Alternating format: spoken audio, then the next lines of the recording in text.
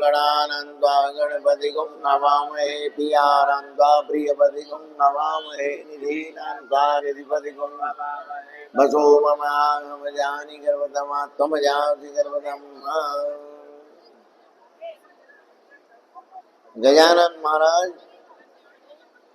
की कृपा से, दादाजी महाराज की कृपा से जेठवा गांव में जो हर साल उत्सव जैसा बनता है शिवनारायण भैया, देखो एक अकेला परिवार बहुत साधारण काम इनका, ऐसी कोई बात नहीं है, पर दादाजी के दया से इनका मन है, भाव, इनका मन और भाव होने से जो दे आटा दाल वो दे कंडे चार। ये जो वाणी है हमारे गुरु महाराज की इंदौर सरकार की, वो प्रत्यक्ष रूप से आप यहाँ देख सकते हैं। अपन देख सकते हैं कि यहाँ साधारण सा परिवार है, लेकिन इतने जनों के लिए सब व्यवस्था करना, ये टेंट वेंट प्रसाद वर्षाद सब कितना, आप लोग तो सब जानते हैं, लेकिन ये कैसे हो रहा है? मन होने से। गुरु महाराज के जितने भगत आते हैं उनके लिए व्यवस्था कर सकूं, वैसे समर्था गुरु महाराज दे देते हैं। ये प्रत्यक्ष उदाहरण है आपके हमारे सबके सामने। तो गुरु कृपा किस तरह से होती है और गुरु कृपा का जो चमत्कार है और गुरु कृपा से किस तरह से मन बदलता है, इस तरह से आप जितने इंदौर से सब 22 शहर के लोग जो आए वो सब देखोगे गुरु महाराज गांव के लोगों के भी मन में कैसे बसते हैं और किस तरह से उनकी भावना के अंदर बस के और आनंद लेते हैं। इनको आनंद देने के साथ साथ स्वयं भी आनंदित होते हैं। अब हम देखो गुरु महाराज की दया से यहाँ भी आनंद आ रहा है, अमेरिका कनाडा में भी आ रहा है, सब दूर आ रहा है, हमें कोई फर्क नहीं, आनंद आ रहा है। इसके पीछे बात क्या है? इसके पीछे यही कारण है कि ये भी भगत है, वो भी भगत है। जो भगत है उसके साथ आनंद आता है, इसीलिए भगत रहना है, विभक्त नहीं होना है। जो लोग भी विभक्त हो जाए, विभक्त यानी अलग, भक्त यानी जुड़ा हुआ, जो जुड़ा हुआ होगा, जो जुड़ा हुआ है सतगुरु से वो भक्त है। भक्त कोई व्यक्ति का नाम नहीं है, कोई संस्कार का नाम नहीं है। जो सदगुरु से, गुरु महाराज से, भगवान से जुड़ जाता है वो भगत है, भले ही वो भगवान से जुड़ा हो, भले गुरु से जुड़ा हो। लेकिन आध्यात्मिक रूप से जो जुड़ता है, आध्यात्मिक रूप से जो गुरु के साथ चिंतन और मनन करते हैं, उनके लिए गुरु महाराज भक्ति प्रदान करते हैं। साल की उम्र में जब वन के लिए गए तो उनको नारद मुनि मिले। नारद मुनि ने उनको कैसी कैसी परीक्षा ली। उन्होंने कहा बेटा जंगल में शेर रहते हैं, जानवर रहते हैं, कोई तुमको खा जाएगा, ये कर जाएगा। बोले नहीं, मुझे तो जाना है। तो बोले कौन रक्षा करेगा? बोले जिसका भजन करूंगा वो रक्षा करेगा। अब ये भाव था उनके मन में, ये भाव था, इसलिए किसी जानवर से, किसी से कुछ नहीं हुआ, उनके शरीर को कोई नुकसान नहीं हुआ और भजन करते रहे। इतने कम अवस्था में एक पेड़ पे उन्होंने तपस्या करी। चतुर्भुज रूप में भगवान विष्णु जी का ध्यान करते थे। ओम नमो भगवतो वासुदेवाय, ओम नमो भगवते वासुदेवाय, यही पंचाक्षर का मंत्र उन्होंने जपा।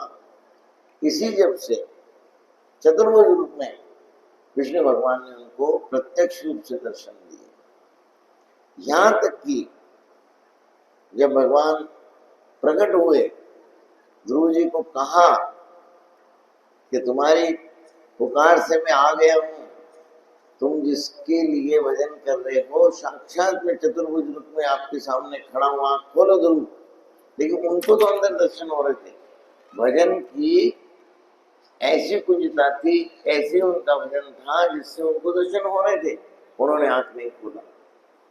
भगवान प्रत्यक्ष शरीर रूप से कह रहे हैं, उनकी बात को नहीं सुना। भगवान ने जब शरीर रूप से उनसे कहा, लेकिन मन रूप में उनको जो दर्शन हो रहे थे भजन करने से, उनको दिख रहे थे, उन्होंने आंख नहीं खोली। भगवान ने कहा भाई इसको दर्शन देना जरूरी है, मैं आया हूं और मनुष्य के सामने जब प्रकट हुआ हूं और मनुष्य मेरा दर्शन नहीं करे तो ये तो आध्यात्मिक रीति के विपरीत हो जाएगा। इसलिए भगवान ने क्या कहा कि भगवान उनके मन से हट गए।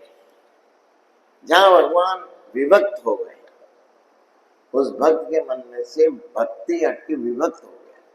जहां दर्शन देना बंद हो तो छटपटाए, गुरु जी छटपटाए, जैसे छटपटाए आंख खुल गई। जो ध्यान में उनको दर्शन होने से मगन थे, वो मगनता उनकी दूर हो गई, विभक्त हो गए। जब भगवान से विभक्त हुए, आंख खुली, अरे ये क्या हुआ, मेरे को जो दिख रहे थे, दर्शन हो रहे थे, मेरे लिए जो मेरे अंदर विराजमान थे, मुझे सब कुछ उनको प्रकट रूप में दिख रहा था, ये कैसे खत्म हुआ। भगवान ने अपने आप को संकुचित किया और उनके मन से हर लिया, उनके मन से निकल गया। जब उनसे मन से निकले तो उनकी आंख खुली, कह रहे क्या हुआ, अब ये क्या हुआ, देखा तो सामने भगवान मुस्कुराए, विष्णु भगवान चतुर्भुज में मुस्कुराए, बोले अच्छा बेटा तुम तो हमसे आगे बढ़ गए। बोले नहीं भगवान, बोले हम जब तुमको मुख से बोल रहे थे कि तुम आंख खोलो हम आ गए हैं, तुमने आंख क्यों नहीं खोली। बोले भगवान वो रूप का जो आनंद है इस रूप में आनंद है, देखो स्पष्ट बात देखो। उन्होंने कहा भगवान आप प्रकट हो गए, बहुत अच्छा है, लेकिन उस रूप में मुझे आनंद ज्यादा आ रहा था, फिर भी आप पधारे। तो भगवान को साष्टांग किया, कृष्ण भगवान के दर्शन करके अपने आप को कृतज्ञ किया। भगवान ने कहा क्या चाहते हो, तो मैं वराज दिलवा दूं, तुम्हारे पिता की गोद में बिठा दूं, तुम्हारे पिता की जो भी तुम्हारे साथ हुआ है वो सब ठीक कर दूं। बोले नहीं मुझे इसके लिए नहीं, अब आप मिल गए, अब मुझे भगवान के लिए सोचता है, भगवान के लिए। अब अपन भगवान को भोग लगा रहे हैं, ये माने कि नहीं खाना है, अब भाई भोग लगाना है, बड़ों ने कहा तो लगाना है, लेकिन ये तो अपने लिए है, तो भगवान उसको स्वीकार नहीं करेंगे। लेकिन जब भगवान को हम लगाते हैं कि नहीं आप स्वीकार करो, आप इसको ग्रहण करो, भगवान उस चीज को नहीं, जिस भाव से हम लगाते हैं उस भाव को स्वीकार कर लेते हैं। इसीलिए वो चीज भगवान को जो अर्पित हो जाती है उसको निर्माण कहा जाता है। निर्माण आप हम सब खाते हैं, अभी खाएंगे सब खा रहे, ये पर भोग लगा, मंदिर में भोग लग के निर्माण वस्तु में, निर्माण वापिस भगवान को नहीं चढ़ती है, क्योंकि निर्माल्य है। निर्माण का मतलब है जिसमें भाव नहीं, भाव रहित चीज निर्माण होती है। क्योंकि जिस चीज का एक बार भोग लग जाता है उसके भाव हर लेते हैं भगवान। भाव उसके अंदर जो भाव है, भाव क्या है, भाव कोई मोल की बात नहीं है। जिस चीज से हम बोल रहे हैं कि आप खा रहे हो, आप बैठे हो, आप खा रहे हो, आप पहन रहे हो, बस वो भाव। इसलिए हम सब जो हैं यहाँ पे दादाजी के भाव का आनंद ले रहे हैं, आप सब भी भाव का आनंद ले रहे हैं। तो भाव ऐसा हो तो बना रहे, भाव की स्थिरता वही भक्ति का मूल है। भक्ति का मूल क्या है, भाव। जैसे भोजन का मूल क्या है, स्वाद, भोजन का मूल स्वाद है। जहां स्वाद नहीं होता है कौन खाएगा उसको। यदि भोजन में स्वाद नहीं हो तो सब छोड़ देते हैं, वो माँ के पास पहुंच जाता है, बच्चे छोड़े, पति छोड़े, जो छोड़े, अब वो जैसे तैसे मन मार के जितना खाए उनको और उसमें भी इसलिए खा लेती है कि भैया अब हमने बनाया है, अब दोष किसको दें, इसलिए खाना पड़ता है।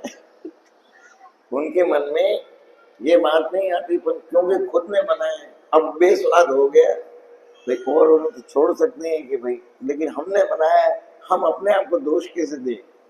तो इसीलिए वो खाती तो है, लेकिन उसमें क्या कमी है उसको ढूंढ लेती है और अगली बार उस कमी को दूर कर देती है और उसमें स्वाद आ जाता है और सब ग्रहण करती है। ग्रहणो श्वासम जाए, जो भी ग्रहण करते हैं उसका श्वास में उसका स्वाद आ जाता है, जिससे हम कहते हैं ना फ्लेवर। फ्लेवर क्या है, जो फ्लेवर है वो उसकी जो खुशबू है वही तो उसका फ्लेवर है। तो इसी तरह से भक्ति भी जब परिपक्व होती है तो उसमें फ्लेवर आता है, उसमें खुशबू आती है। फूल जब पूरा परिपक्व हो जाता है तो फूल के अंदर सुगंध पहले नहीं होती है, लेकिन जहाँ फूल फूलता है और सूर्य की रोशनी पड़ती है उससे उस जीव जिस चीज का फूल है, जैसे मोगरे में आएगी, गुलाब में आएगी, जिस चीज का वो अणु है उस चीज की खुशबू सूर्य की रोशनी से होती है। सूर्य भगवान की रोशनी ना पड़े तो खुशबू नहीं आ सकती। इसीलिए सूर्य भगवान की रोशनी में, भगवान सूर्य में भगवान की रोशनी में ऊर्जा भी है और सुगंध भी है और रंग भी सूर्य की रोशनी से आता है। छांव में किसी चीज का रंग नहीं रहता, पत्ते आप देखो पीले पड़ जाएंगे, झड़ जाएंगे, लेकिन जहाँ धूप लगेगी, धूप लगे या लाइट लगे, जब दिन की रोशनी लगे, जब भी उसमें जो है रंग आता है। तो रंग भी, खुशबू भी, सब चीज भगवान सूर्य ने भगवान। जब से मनुष्य हुआ, ये हिस्ट्री की बात है, अपन लोग तो आध्यात्मिक, अपन इस बात पे ध्यान नहीं देते हैं, लेकिन साइंस ये मानती है कि सबसे पहले मनुष्य ने सूर्य को, जल को और पृथ्वी को, इन तीन चीज को देवता माना। हम पेरू गए थे घूमने साउथ अमेरिका, तो माचू पिचू की जो सभ्यता है, माचू पिचू की जो जगह देखी हमने, और पुरानी, सबसे पुरानी सभ्यता है। तो वहां पे भी उन्होंने बोला कि जब मनुष्य शुरू में था उसको ना कोई धर्म गुरु थे, ना धर्म था, धर्म भी नहीं था, ना हिंदू मुस्लिम, कोई हिंदू धर्म तो वहाँ था ही नहीं, लेकिन जो भी क्रिश्चियनिटी वगैरह भी वहाँ है, कुछ नहीं था। लेकिन सब लोग सूर्य, क्योंकि सूर्य से ही रोशनी मिलती थी, सूर्य से ही उनकी फसल पैदा होती थी और धरती से फसल लेते थे,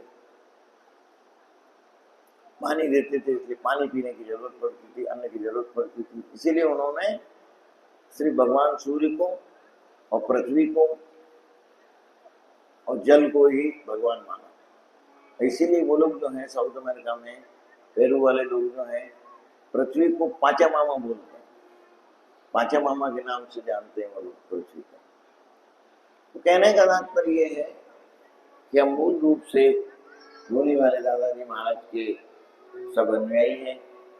जितने यहाँ गांव में भगत लोग हैं, सिर्फ धोनी वाले दादाजी महाराज की रमाई की कृपा से सब एकत्र होकर उनके नाम का गुणगान, या अपने से आने से पहले दादा नाम हुआ, ये लोग 24 घंटे दादा नाम करते हैं अपने से आने से पहले। उसके बाद आप भजन हो रहे हैं, अभी रात को भी ये सब दूसरे ये गा लिया, वो गाएंगे, आप लोगों ने गाया, दूसरे लोग गाएंगे, भजन सत्संग होगा। लेकिन ये मूल रूप से दादाजी के लिए जो भाव है वो प्रकट करने का तरीका है। हम सब लोग अपने भाव को किस तरह से व्यक्त करें, एक्सप्रेस किस तरह, उसका एक तरीका है। लेकिन मूल रूप से तो भाव है, मंत्र में भी भाव है, भजन में भी भाव है, किसी की गाली में भी भाव है। कोई गाली किसी को बकता है, वो भी तो भाव से बकता है, अपशब्द है इसलिए उसको गाली कहा गया। दादाजी महाराज गाली बकी सब काम करते थे, किसी को गाली बक दी उसका कल्याण हो जाता था, डंडा मार दिया उसका कल्याण हो जाता था। क्यों होता था? कि वो गाली भी मन से देते थे। आप लोग व्यवहार के रूप से गाली देते हो, इसलिए आपको गाली के बदले गाली सुनना पड़ती है, चाटा खाना पड़ता है। लेकिन गुरु महाराज मन रूप से, आशीर्वाद के रूप से, इसलिए वो गाली देते। जब कोई भी संत परमांश गाली देते हैं, उसके मूल रूप में भगत का कल्याण का भाव होता है। उनके मन में ये होता है इसका कल्याण हो, इसका कारण हो जाए, ये जिसलिए आए इसका मनोरथ पूरा हो। उस समय उनसे कुछ भी निकल गया सब हो जाए।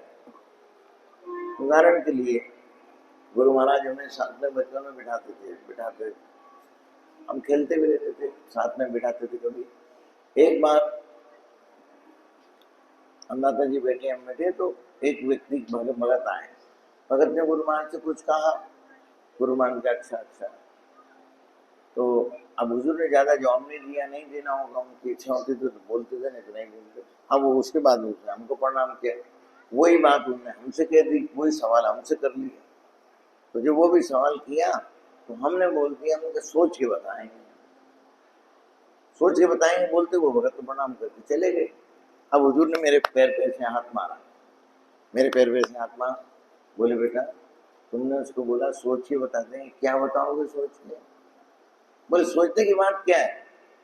बोले देखो ऐसे मेरे पैर पे हाथ मारो, ऐसे पैर आ जाते, ऐसे पैर पे हाथ मारो।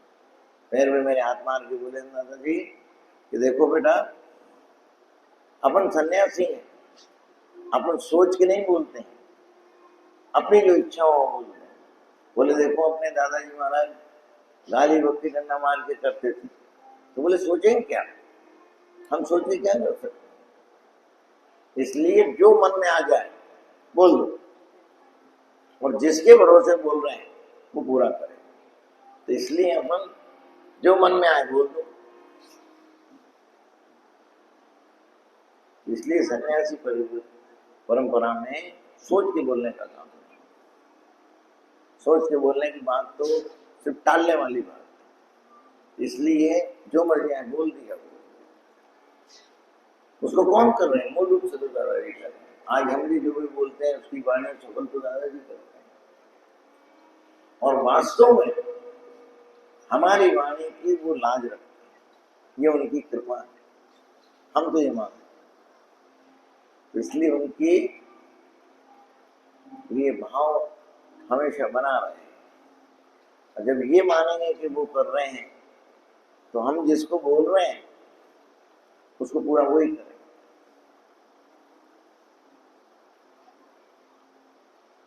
ध्यायन्ति योगम योग प्रणीतो जायेस्ते।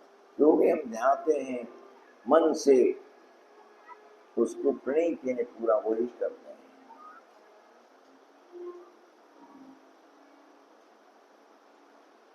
गजाननं भूतगणाधिसेवितं कपित्थजम्बो फलचारुभक्षणम् उमासुतं च अविनाशिकारिकं नमामि विघ्नेश्वरपादपङ्कजं।